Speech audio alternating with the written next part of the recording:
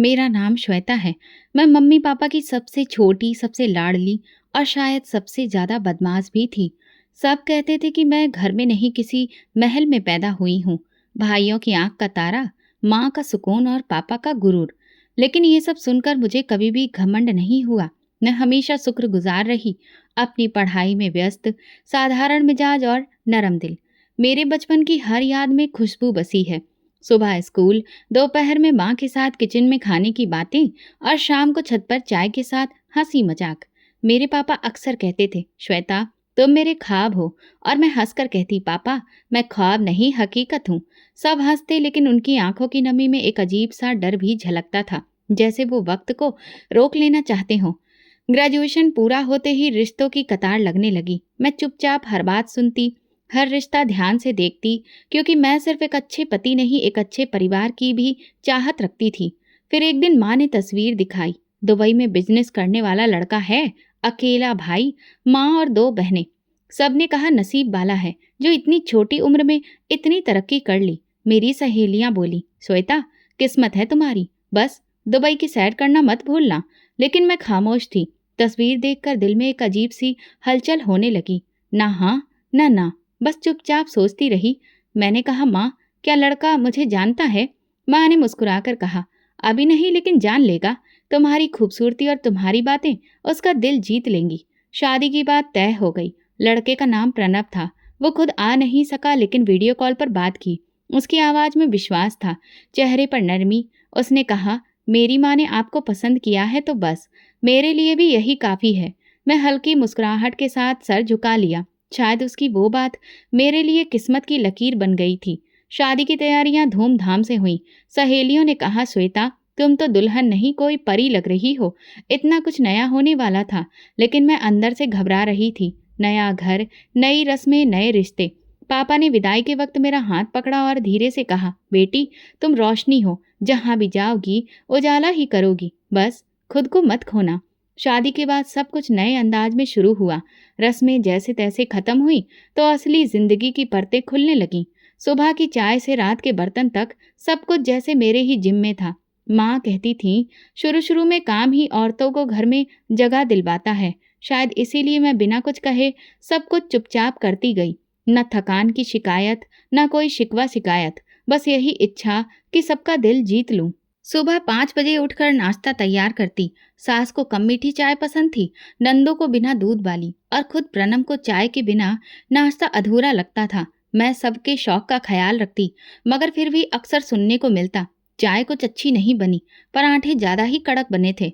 एक दिन छोटी ननद सोनिया ने कहा, श्वेता अगर घर के काम आते नहीं थे तो सीख ही लेती। तुम्हारी माँ ने कुछ सिखाया नहीं क्या? मैं मुस्कुरा दी, सीखने में देर नहीं लगती है। सास मेरी खामोशी पर कुछ नहीं बोलती थी, बस एक नज़र देखती और किचन से बाहर चली जाती। दोपहर में झाड़ू पोछा, कपड़े, बर्तन सब मेरी ड्यूटी थी। नंदे अक्सर अपने कमरों में फ़ोन पर व्यस्त रहती। फिर मैंने जाना कि उनका व्यस्त होना अक्सर अपनी माँ से बातों में व्यस्त होना होता था। माँ, श्वेता ने आज ये कहा, श्वेता ने आज ये काम नहीं किया। सास की अक्सर रात को फ़ोन पर बात करते हुए आवाज़ सुनाई देती। एक दिन मैंने उन्हें कहते सुना, हाँ बेटा तुम ठीक कह रही हो, उसके तेवर दिन ब दिन बदल रहे हैं। पहले तो मुझे अपने कानों पर यकीन नहीं हुआ, लेकिन जब उनकी बातों में तीखापन आ गया तब मुझे समझ आया कि वो अपनी माँ को मेरे खिलाफ भड़का रही हैं। कभी सोनिया कहती, मैंने देखा आपने, ये श्वेता दिन में 2-2 बार फ़ोन पर हंस कर बातें करती है, भला ये किससे बातें करती है? सास जवाब देती, अब तो बस तुम दोनों ही हो जो मुझे सच दिखा रही हो, वरना मैं तो अंधी हो गई थी। मैं अंदर से धीरे धीरे टूट रही थी। प्रणव की रवानगी का दिन आया तो सारा घर एक अलग ही माहौल में डूबा हुआ था। सास खामोश थी, नंदे अपने कमरों में व्यस्त, और मैं अपने दिल की हलचल संभालने की कोशिश कर रही थी। प्रणव ने सामान पैक करते वक्त कहा, बस 3 महीने की ही बात है, बिजनेस में कुछ जरूरी काम है, तुमसे दूर रहना मेरे लिए भी आसान नहीं होगा। मैंने सिर हिलाया जैसे समझती हूँ, हालांकि अंदर से कुछ खाली सा महसूस हो रहा था। एयरपोर्ट पर जाते हुए वो बार बार मुझे हिदायतें दे रहा, अकाउंट में पैसे डाल दिए हैं, तुम्हें कुछ भी चाहिए हो तो तुरंत मैसेज करना, माँ का ख्याल रखना, वो दिल की मरीज हैं, और हाँ, खुद को नज़रअंदाज मत करना। मैं सिर्फ मुस्कुरा रही थी। दिल में बहुत कुछ था, लेकिन जुबान खामोश थी। प्रणव के जाने के बाद घर का सुकून वैसा ही रहा जैसा वे चाहते थे, लेकिन मेरे लिए दिन बहुत बदल गए थे। सुबह आँख खुलते ही कमरे की खामोशी मुझे अपनी आगोश में ले लेती थी। प्रणव की मौजूदगी में जो हल्की सी चहल पहल रहती थी, वो अब किसी हवा के झोंके की तरह गायब हो चुकी थी।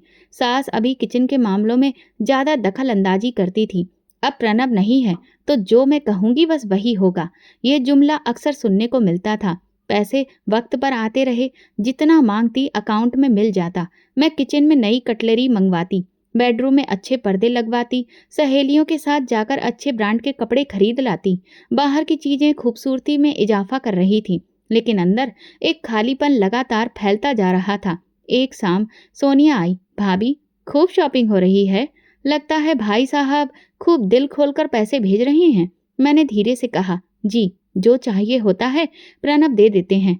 वो मुस्कुराकर कहने लगी, बस पैसे दे देना काफी है, बीवी को तो इज्जत भी देनी चाहिए ना। ये जुमला शायद मुझे अंदर से घायल करने के लिए ही बोला गया था, और कामयाब भी हुआ। एक दिन सास ने बातों बातों में कहा, प्रणव को भी अब समझ आ जाएगी, पत्नी रखने का मतलब सिर्फ पैसे भेजना नहीं होता। तुम्हारी तरह आराम से बैठे बैठे खर्च करना कौन नहीं चाहेगा। मैंने इस जुमले को बर्दाश्त किया, लेकिन वो रात मेरे लिए बहुत भारी थी। मैंने प्रणव को मैसेज लिखा, मुझे बात करनी है, कॉल करिए। उन्होंने तुरंत वीडियो कॉल की। चेहरा थका हुआ, आवाज में नरमी। क्या हुआ, सब ठीक तो है? मैंने कहा, हाँ बस दिल किया बात करने का। वो हंस पड़े, बस इतनी सी बात? दिल तो मेरा भी करता है रोज बात करूं, लेकिन काम ने मुझे कैद कर लिया है। कॉल के बाद मैं सोचती रही, इतनी दूरी में सिर्फ प्यार बाकी है या सिर्फ ज़रूरत। प्रणव को मेरी जिंदगी की छोटी छोटी उलझनों का अंदाजा नहीं था, और मैं हर बार यही सोचकर खामोश हो जाती कि वो दूर है, मजबूर है। कभी कभार मैं अपनी सहेलियों से बात करती तो वो कहती, कितनी खुशकिस्मत हो, पति बाहर है, पैसे आ रहे हैं, आज़ादी भी है। मैं सिर्फ इस बात पर सिर हिला देती। किसी को क्या बताती कि आज़ादी सिर्फ बाजार में घूमने की नहीं होती, इज्जत की, अपनेपन की भी होती है। घर के काम में लगे रहने से दिल बहलता था, मगर एक रोज सास ने अचानक कहा, श्वेता, तुम्हारे हाथ की बनी दाल आज बहुत पतली थी। प्रणव के होते हुए तुम कभी भी ऐसी दाल नहीं बनाती थी। मैंने सिर्फ इतना कहा, माफ कीजिएगा, आगे से मैं ध्यान रखूंगी।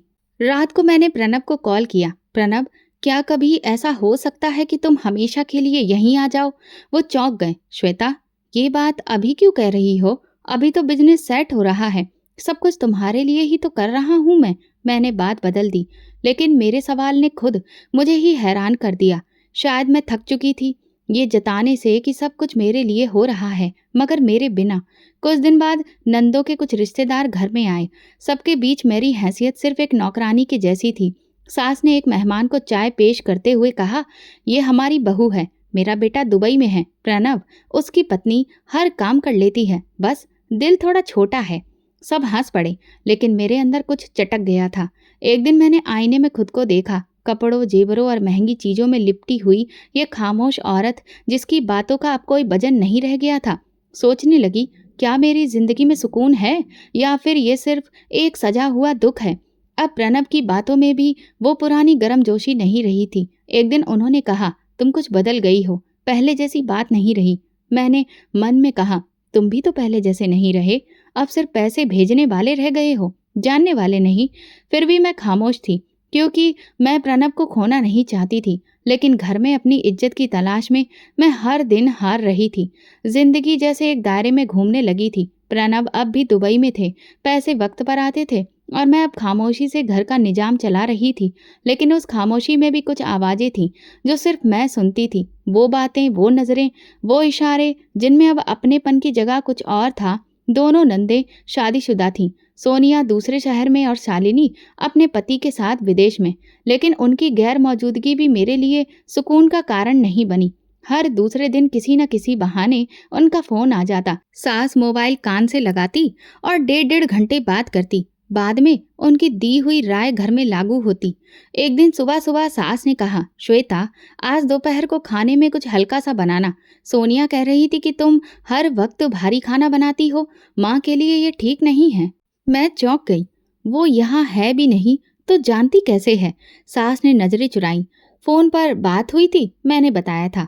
मैं खामोश रही, लेकिन दिल में कुछ कट सा गया। वो दोनों तो अब घर में नहीं थी, मगर घर अभी भी उन्हीं के इशारे पर चल रहा था।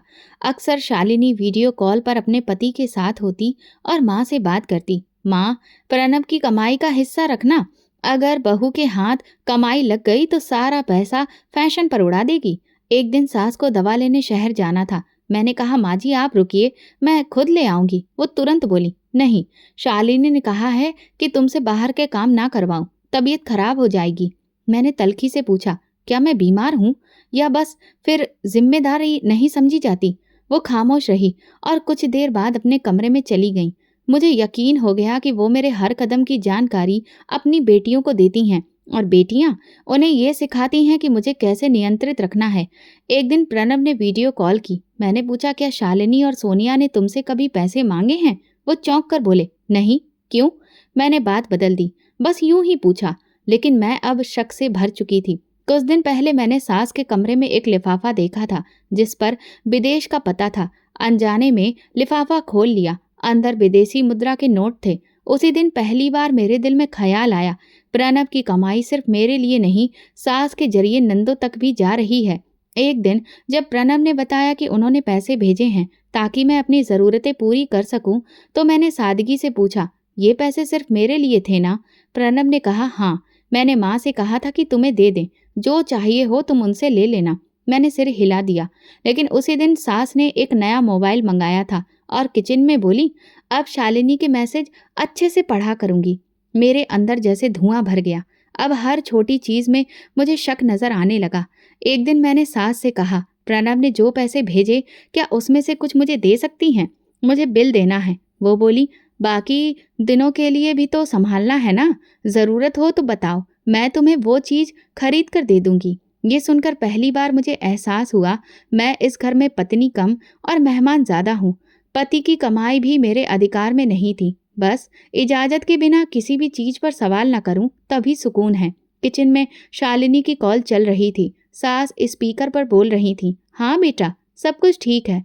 श्वेता बस ज्यादा ही खामोश रहती है। शायद समझ गई है कि घर की बागडोर कैसे चलती है।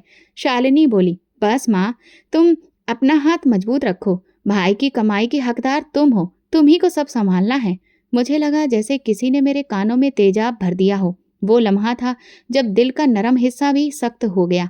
अब मैं सिर्फ सह नहीं रही थी, बल्कि अपने अधिकार के लिए तैयार हो रही थी। उसी रात मैंने प्रणब को मैसेज लिखा, अगर तुम्हारी कमाई पर मेरा कोई अधिकार नहीं तो क्या मैं वाकई तुम्हारी पत्नी हूँ? जवाब आया, है ना, सब कुछ तुम्हारा ही है, बस माँ को मैं समझा दूंगा, तुम दिल पर मत लो बात। अब बात सिर्फ शक या शिकायत की नहीं रही थी, अब मसला अधिकार का था। मुझे ये समझ आ चुका था कि जब तक फैसले की बागडोर सास के हाथ में रहेगी, मैं इस घर में सिर्फ एक साया ही बनी रहूंगी। एक शाम मैंने प्रणब से वीडियो कॉल पर बात की। पीछे दुबई के फ्लैट की दीवार थी, उस पर लटका कैलेंडर और सामने एक कप कॉफी। मैंने सीधा कहा, प्रणब, मुझे घर की पूरी जिम्मेदारी चाहिए। पैसे, फैसले, बागडोर, सब कुछ मेरे हाथ में होना चाहिए। वो चौंक गया। श्वेता, माँ का क्या होगा? उन्होंने सारी जिंदगी ये घर संभाला है। मैंने नजरें जमाई। तो फिर मुझे यहाँ पर क्यों लाया गया था? क्या सिर्फ काम करने के लिए? इज्जत या अधिकार कभी मेरा हक बनेगे भी या नहीं? वो थोड़ी नरमी से बोले, देखो, खर्च के लिए तो मैंने कभी कुछ भी नहीं कहा, जो मांगा दिया, लेकिन पूरे घर की बागडोर तुम्हें देना थोड़ा मुश्किल है। माँ को बहुत फर्क पड़ेगा। मैंने बात खत्म की। तो फिर मुझे भी फर्क पड़ेगा। जब तक मेरा हक नहीं मिलेगा मैं बात नहीं करूंगी, और कॉल बंद कर दी। अगले दिन मैंने सास से कहा, माँ जी, अब आपकी तबीयत भी कुछ कमजोर रहती है, बेहतर होगा कि आप कुछ काम मुझ पर ही छोड़ दीजिए। उन्होंने रूखे लहजे में जवाब दिया, जब काम का सलीका आ जाए तो छोड़ भी दूंगी, अभी तो हर दिन कुछ ना कुछ बिगड़ ही जाता है। मैंने दिल में फैसला कर लिया था। रात को प्रणब को मैसेज किया, मैं मायके जा रही हूँ, जब तक अधिकार नहीं मिलेगा वापस नहीं आऊंगी। उसने तुरंत जवाब दिया, श्वेता, जिद मत करो, बात कर लेते हैं, कोई हल निकालते हैं। लेकिन मैंने मोबाइल साइलेंट पर रख दिया और अगली सुबह बैग पैक किया।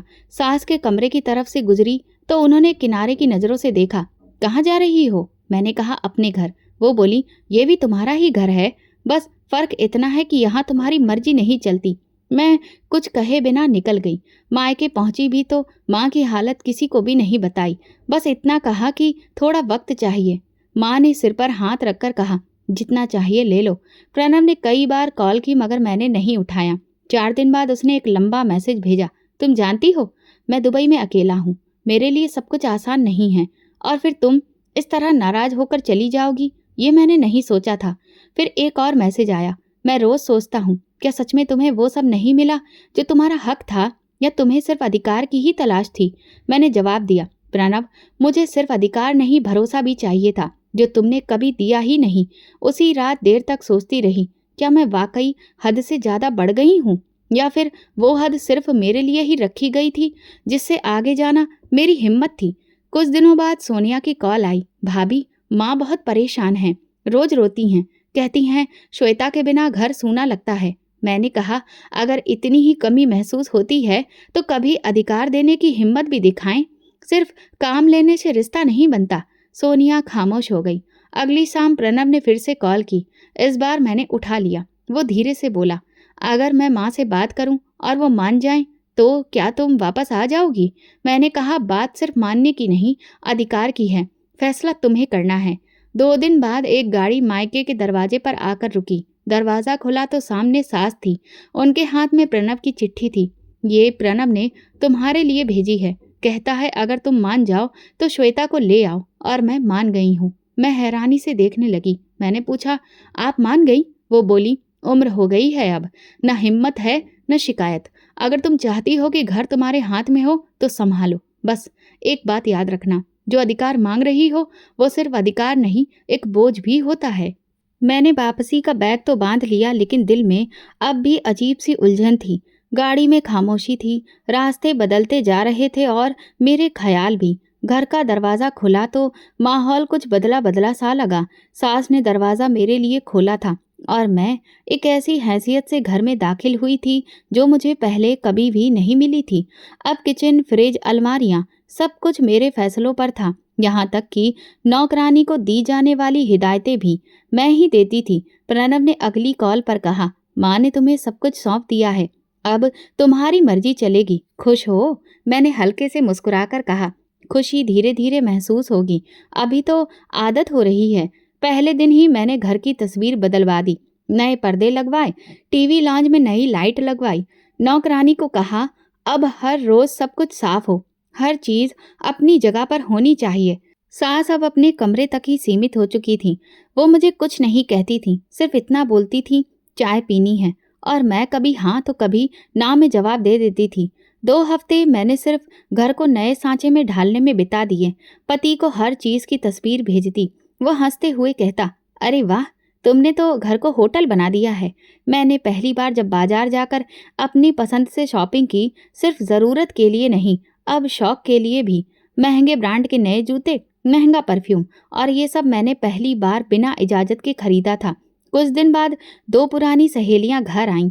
मैंने उनके लिए शानदार खाने का इंतजाम किया, महंगे डिनर सेट पर खाना लगवाया। एक ने कहा, श्वेता तुम तो बदल गई हो, ये सब कब से? मैंने सर उठाकर कहा, जब से बागडोर मेरे हाथ में आई है। फिर पार्टियों का सिलसिला शुरू हुआ, कभी कैफे में, कभी घर पर डिनर। प्रणव को हर चीज की खबर रहती और वो सिर्फ कहता, तुम खुश हो तो मैं निश्चिंत हूँ। एक शाम सास के कमरे के बाहर से गुजरते हुए उनकी खांसी सुनाई दी। मैं कुछ देर रुकी, फिर आगे बढ़ गई। उनके लिए किचन में खाना बनता था, मगर अब मैं खुद हाथ भी नहीं लगाती थी। नौकरानी को कह देती थी, माँ का खाना उनके कमरे में ही दे देना। एक दिन सास ने धीरे से कहा, श्वेता बीपी की दवा मेरी खत्म हो गई है, लेती आना। मैंने हाँ कहा, मगर अगले दिन शॉपिंग में इतनी व्यस्त रही कि भूल गई। रात को जब कमरे में दाखिल हुई तो वो सो रही थी। मैंने खामोशी से मोबाइल पर तस्वीरें अपलोड की, नई जूती, नया हैंडबैग और कैप्शन, जीती जागती जिंदगी।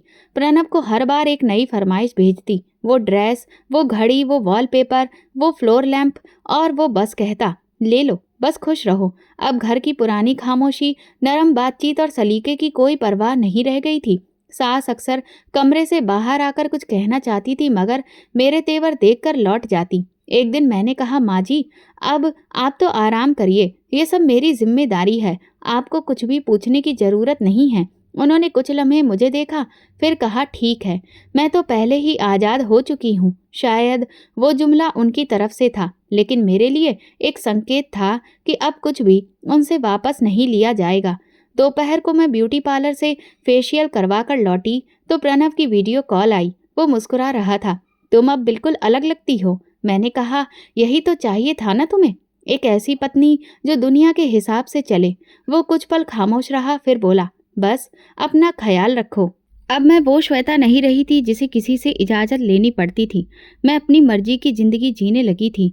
बाजार में जब किसी महंगी चीज़ की तरफ देखती तो कीमत देखकर पीछे नहीं हटती थी, मगर इतनी बड़ी दुनिया संभालने के बाद कुछ कमरे अभी भी चुप रहते थे, जैसे वो सास का कमरा जिससे कोई आवाज़ नहीं आती थी, न शिकायत न दुआ, बस एक खामोशी जो मेरे ऐशो आराम की ज़िंदगी के शोर में भी सुनाई देती थी। मैं खुद से कहती, अधिकार मिल गया है और अब मैं उसका इस्तेमाल करना भी सीख गई हूँ।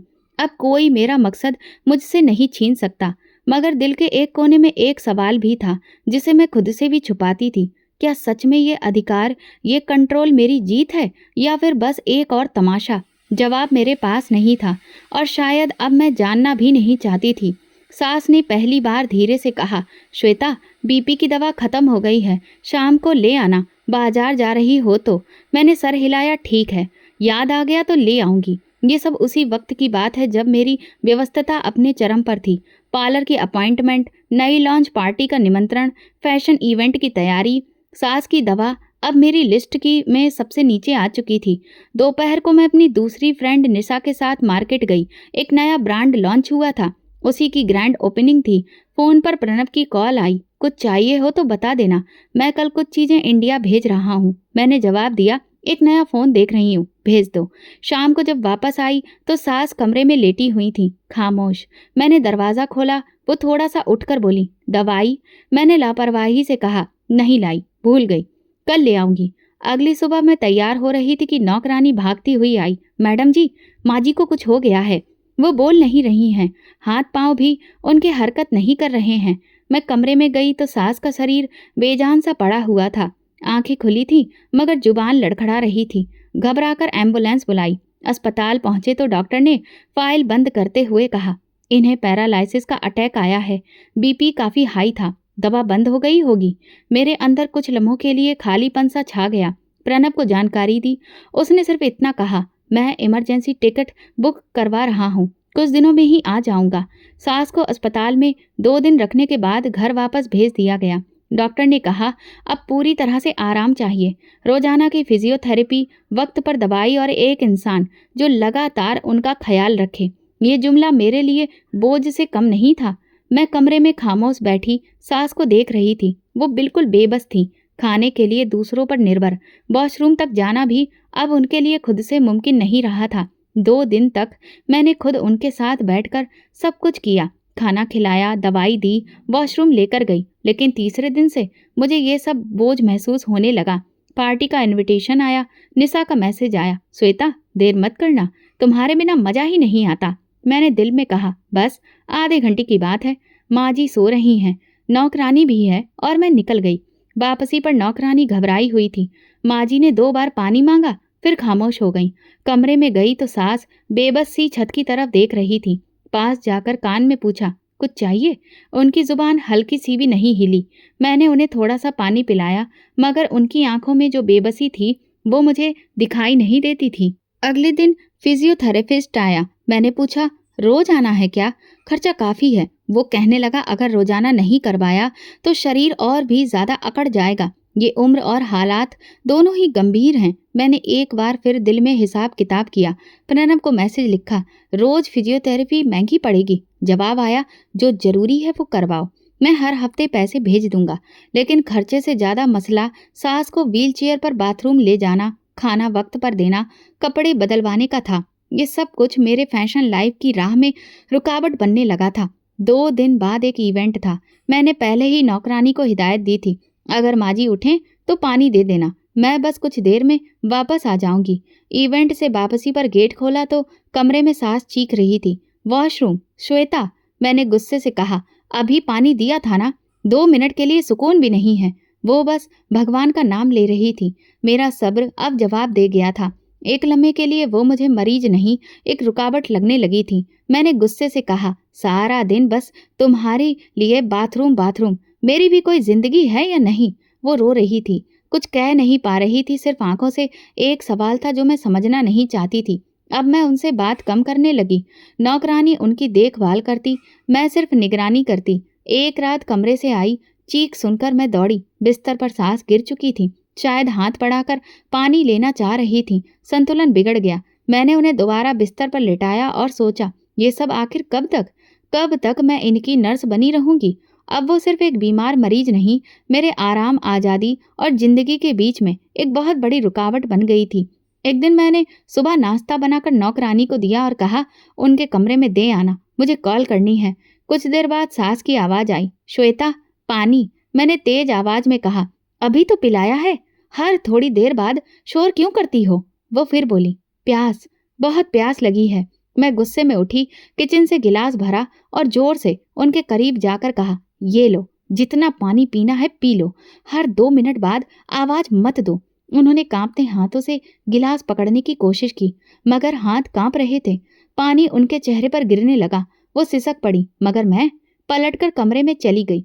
शाम को निशा का मैसेज आया, काफी दिन से पार्टी नहीं की है, हफ्ते की रात का क्या इरादा है? मैंने बस इतना लिखा, प्लान बनाओ, आ रही हूँ। दूसरे दिन सास ने बाथरूम ले जाने के लिए आवाज दी। मैं उस वक्त फोन पर थी। गुस्से में मोबाइल मेज पर रखा और कमरे में जाकर कहा, मुझे हर वक्त तुम्हारे कामों के लिए रखा गया है क्या? अभी तो तुम लेटी थी ना, अब फिर? वो डर के मारे कुछ बोल न सकी। मैंने व्हीलचेयर घसीटी, जैसे तैसे उन्हें बिठाया और चिढ़कर कहा, बस करो अब, कोई और काम रहने दो मेरे लिए। अब उनकी आंखों में आंसू थे, लेकिन जुबान बंद। कुछ दिनों के बाद सोनिया की कॉल आई, भाभी मैं आ रही हूँ, माँ को देखने का दिल कर रहा है, मैं 2 दिन तक रुकूंगी। मेरे लिए ये खबर परेशानी का कारण थी। मैंने नौकरानी से कहा, कमरा साफ करो, सोनिया आ रही है, माँ जी को भी साफ सुथरा बना दो जैसे पहले थी। सोनिया आई तो मैं सास के बिस्तर के करीब जाकर उनके हाथ पकड़े और आवाज बदलकर कहा, माँ जी देखिए कौन आया है। सोनिया, आपकी प्यारी बेटी। सास ने हल्का सा सिर हिलाया, लेकिन नजरें झुकी हुई थी। सोनिया ने लपक कर माँ जी का हाथ पकड़ा, माँ कैसी हो? लेकिन वो बोल ना सकी। मैं तुरंत बोली, बस अब कमजोर हो गई हैं, हमने हर मुमकिन कोशिश की है, तुम फिक्र ना करो, मैं सब कुछ संभाल लूंगी। सोनिया कुछ देर उनके पास बैठी रही, फिर मेरी तरफ देखकर कहा, भाभी आपने वाकई बहुत सेवा की है, माँ अब सिर्फ आप पर भरोसा करती हैं। मैं धीरे से मुस्कुराई और नरमी से कहा, ये प्रणव की माँ है, मेरी भी माँ है। सोनिया के सामने मैं सास के पास ज्यादा वक्त गुजारती, कभी उनके कपड़े ठीक करती, तकिया सीधी करती, खाने का निवाला अपने हाथ से देती।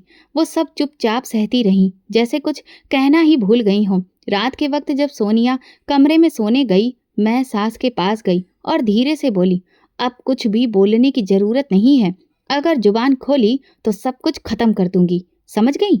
वो खामोशी से मेरी तरफ देखती रही, आंखों में कुछ कहना चाह रही थी, मगर डर ने हर शब्द को कैद कर रखा था। दूसरे दिन सोनिया ने जाते वक्त मेरे हाथ पकड़कर कहा, बस माँ को ज्यादा अकेला मत छोड़ना, अब वो बस आपके ही सहारे हैं। मैंने उसे यकीन दिला दिया, लेकिन जैसे ही वो गई, मैंने दरवाजा बंद किया और कहा, अब कोई तमाशा नहीं, जो चल रहा है वही चलेगा। उस रात जब उन्होंने पानी के लिए पुकारा, मैंने आवाज अनसुनी कर दी। जब वो चीखने लगी, तब भी मैं अपने कमरे में बैठी मास्क लगाकर अपने चेहरे की देखभाल करती रही। कुछ देर के बाद कमरे में जाकर पानी रखा और कहा, पीना है तो पी लो, ज्यादा ड्रामा मत करना। वो खामोशी से गिलास की तरफ देखती रही और मैं दरवाजा बंद करके वापस आ गई। दिन ब दिन सास की हालत और कमजोर होने लगी और मेरी बेरहमी एक मामूली बात बन गई। वो अक्सर दरवाजे की तरफ देखती, जैसे कोई आएगा और उन्हें वहां से ले जाएगा। दूसरी ननद शालिनी जो विदेश में रहती थी, पिछले 2 हफ्तों से लगातार कॉल कर रही थी। सास के नंबर पर भी कॉल करती थी, लेकिन वो फोन अब ज्यादातर मेरे पास ही रहता था। अगर सास किसी बच्चे से बात करती तो मैं हमेशा उनके सामने खड़ी रहती। अब की बार जब भी कॉल आती तो मैं बस हर बार एक ही बात दोहराती, माँ जी सो रही हैं, बाद में बात करवा दूंगी। शालिनी एक दिन उलझ कर बोली, भाभी रोज ही सोती हैं क्या? क्या वो वाकई में ठीक हैं? मैंने कहा, उम्र हो गई है, थकान भी जल्दी हो जाती है। वैसे भी डॉक्टर ने कहा है कि ज़्यादा बात ना करवाएं, ब्लड प्रेशर ऊपर नीचे हो जाता है। फ़ोन बंद करते वक्त मैंने मोबाइल में शालिनी का नाम साइलेंट लिस्ट में डाल दिया। अब जब वो कॉल करती तो मुझे कोई भी नोटिफिकेशन नहीं आता। सब कुछ सुकून सा लगने लगा था, लेकिन ये सुकून कुछ और तूफानों का संदेश दे रहा था। सास की हालत दिन ब दिन गिरती जा रही थी। वो जो पहले कम से कम आवाज में नरमी रखती थी, अब लगातार एक अजीब तरीके से चीखने चिल्लाने की आदत में बदल चुकी थी। रात को जैसे ही कमरे की लाइट बंद करती, वो आवाज देती, श्वेता पानी, श्वेता बाथरूम। पहले तो मैं जवाब देती, फिर गुस्सा आता और मैं उनकी आवाज अनसुनी करके करवट लेकर लेट जाती। नौकरानी अगर जाकर पानी दे देती तो वो उसका हाथ पकड़कर कहती, मेरी बेटियों को बुला दो।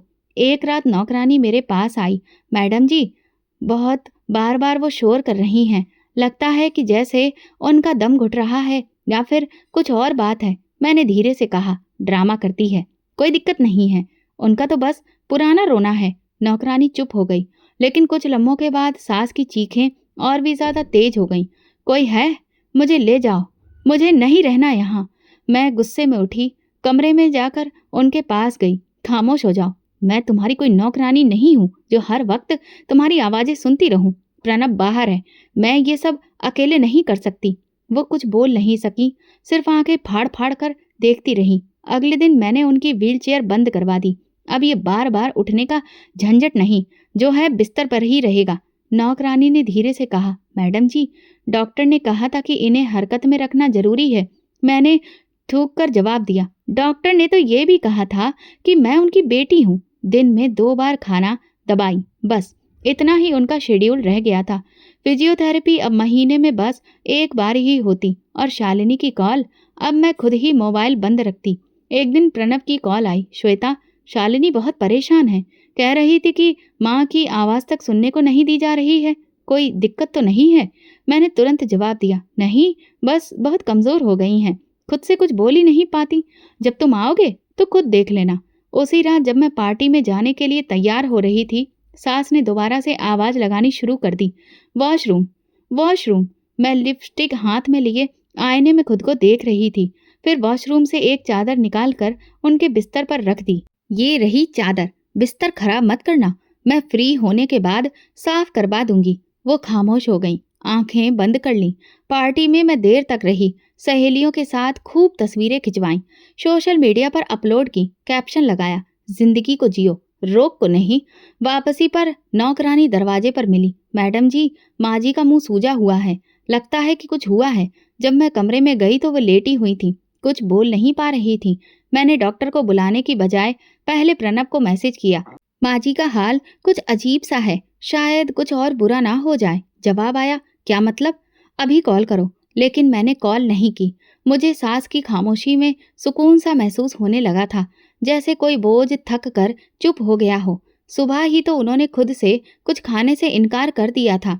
उनकी आंखें बंद रहती थीं, आवाज़ बहुत धीमी। शालिनी के 3 कॉल्स आए, मैंने सब कुछ नज़रअंदाज कर दिया और पहली बार मुझे लगा कि वो रिश्ता जिसे मैं बरसों से अपने सिर पर ढो रही थी, अब पूरी तरह से मेरे काबू में है। वो किसी को नहीं बुला सकती, किसी से कुछ नहीं कह सकती। उनका सच मेरी आंखें छुपा रही थीं, खामोशी से, पूरी महारत के साथ। अगली सुबह मैं किचन में नाश्ता तैयार कर रही थी।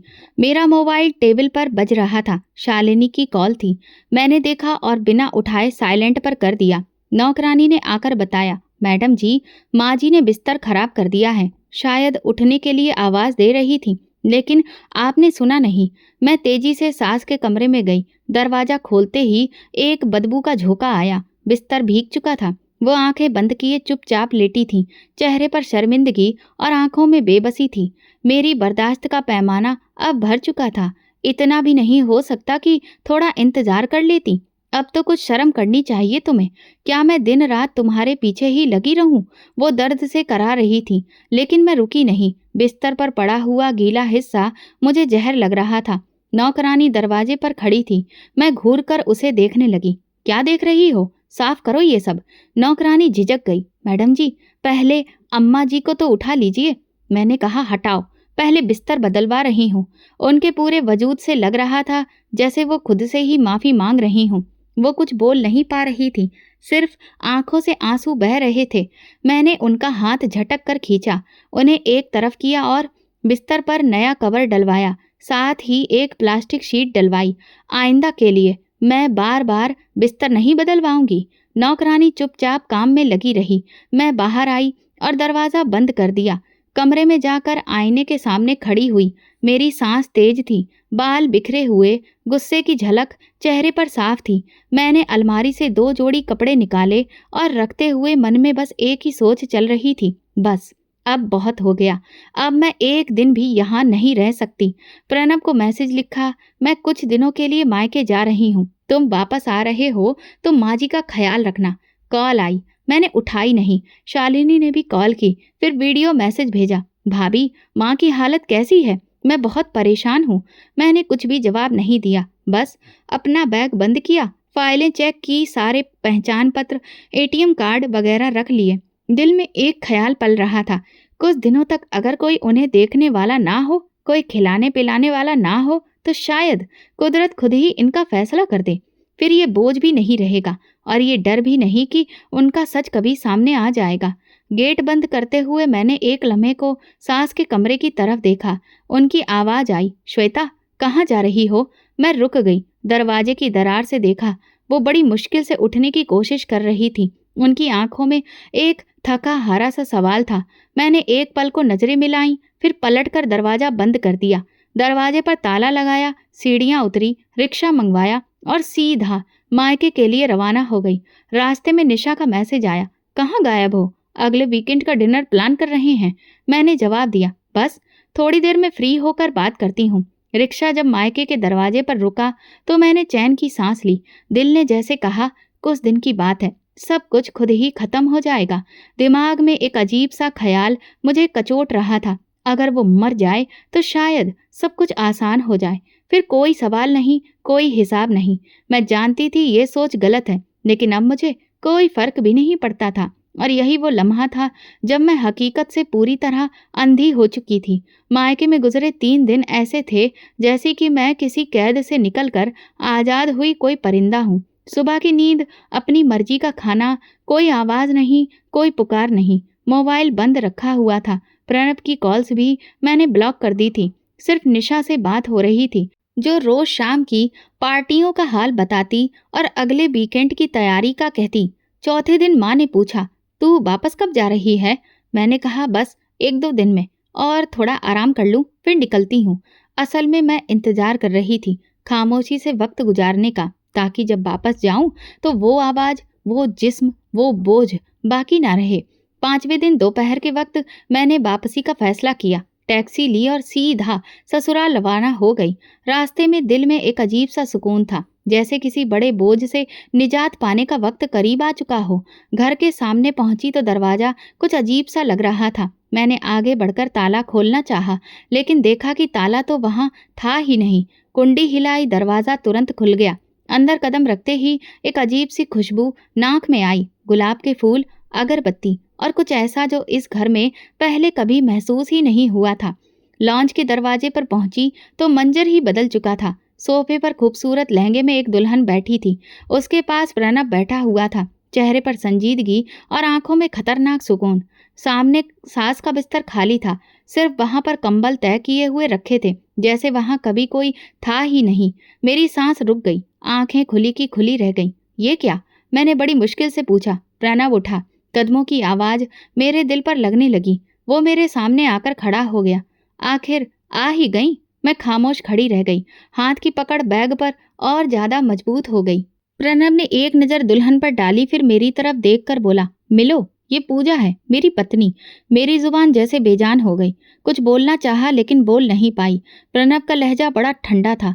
अपने जुल्म का हिसाब दूंगा श्वेता। ये घर अब तुम्हारा नहीं रहा। तुम्हारी कहानी यहीं खत्म हो चुकी है।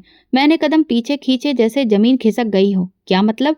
आंखों में आंसू थे। प्रणव आगे बढ़ा। उसकी आंखों में वो तलखी थी जो बरसों का हिसाब मांग रही थी। जब मुझे फोन आया कि मेरी माँ भूखी प्यासी बिस्तर पर पड़ी है और मेरी बीवी मायके जाकर मजे कर रही है, तो मैंने फौरन वापसी का टिकट लिया।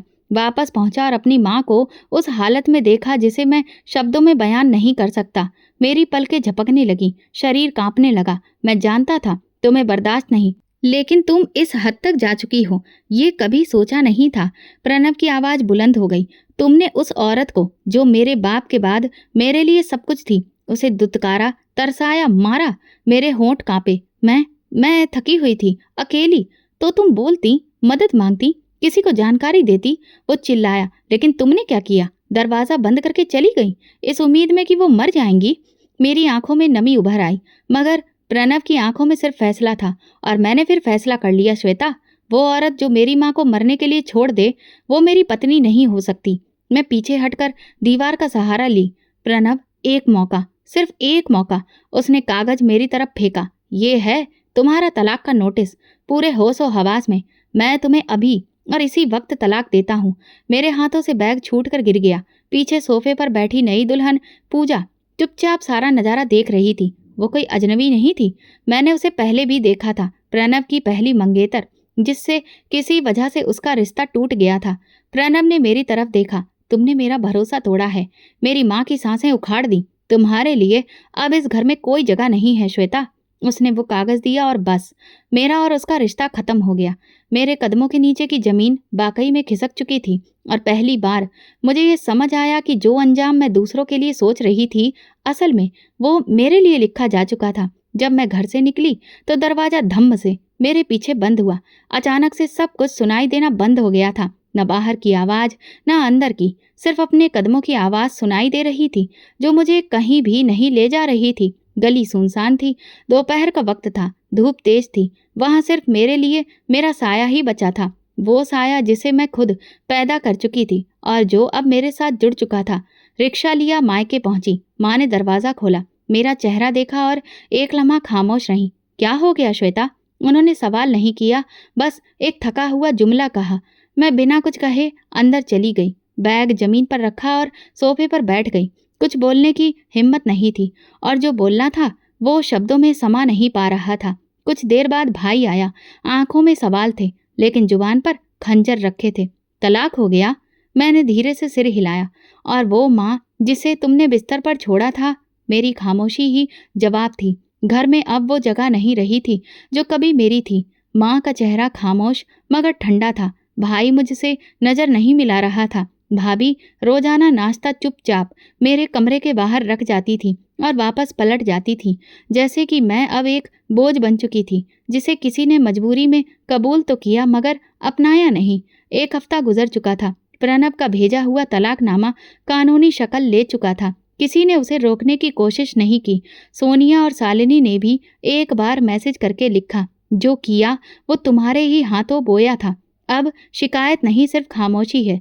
मैं दिन भर कमरे में बंद रहती, मोबाइल पर वो तस्वीरें देखती जो मैंने कभी खुशी में अपलोड की थी। महंगी ड्रेसेस, पार्टी की रोशनी, फैशनेबल जूते, कैफे की सेल्फियां, और अब एक खामोश कमरा, बंद दरवाजा और आंखों में लगातार पछतावा। माँ ने एक दिन आकर कहा, क्या सोचा है तुमने? कब तक इस तरह से यूं ही बैठी रहोगी? मैंने कहा, माँ, मेरे बारे में हर किसी का नजरिया अब बदल चुका है। उन्होंने ठंडे लहजे में जवाब दिया, जो लोग अपनी हैसियत खुद खत्म करते हैं, उनके लिए किसी के दिल में जगह नहीं बचती। उसी दिन मुझे महसूस हुआ कि सजा सिर्फ अदालत से नहीं मिलती। लोग भी अपने फैसले सुनाते हैं और उन फैसलों में अपील की कोई गुंजाइश नहीं होती। कभी जब मैं सैर के लिए बाहर निकलती तो पुरानी सहेलियां सामने आकर रास्ता बदल लेती। बाजार में लोग मुझे अजीब नज़रों से देखते, जैसे मैं कोई बुराई की मिसाल हूँ। एक दिन मैंने निशा को मैसेज किया, काफी दिन हो गए हैं, मिलने का दिल है। जवाब आया, वक्त नहीं मिल रहा है, मैं कुछ व्यस्त हूँ। और फिर मैं समझ गई, वो भी उन सभी में शामिल हो चुकी है जो मेरा नाम सुनकर नजरें फेर लेते हैं। प्रणव की नई पत्नी पूजा की तस्वीरें अब सोशल मीडिया पर वायरल थीं।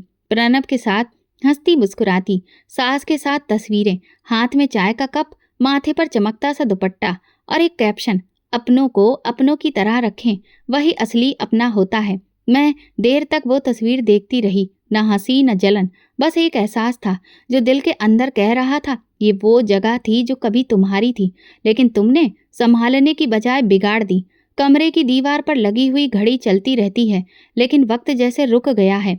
आज मैं अपनी कहानी खुद सुनती हूँ, उन शब्दों में जो किसी को चुभे नहीं लेकिन सच्चाई को छुपा भी ना सके। मैं वो लड़की थी जो लाडली थी, मोहब्बत में पली, पढ़ी लिखी, समझदार, संजीदा। लेकिन जिंदगी ने जब मुझे अधिकार दिया तो मैंने इसका इस्तेमाल मोहब्बत के लिए नहीं, अपने घमंड को पूरा करने के लिए किया। जब सेवा करने का वक्त आया तो मैंने उसे बोझ समझा। जब मौका मिला तो मैंने सब्र की जगह गुस्से को चुना।